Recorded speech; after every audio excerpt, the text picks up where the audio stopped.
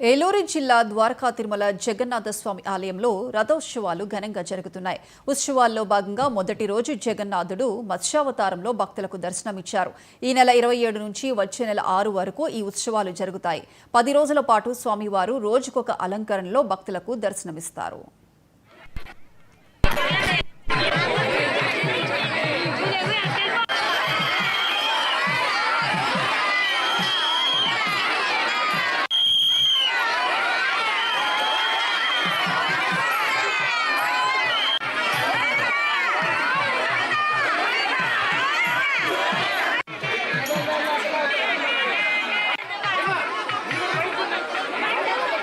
అమ్మ ఒక రోజు పక్కన వచ్చి పట్టుకుని సరిపోతుంది.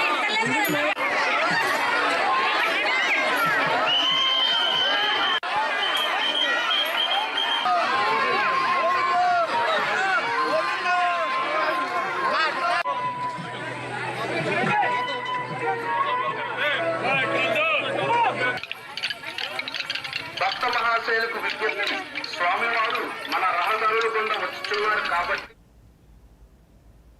Right TV bulletin updates, keep watching.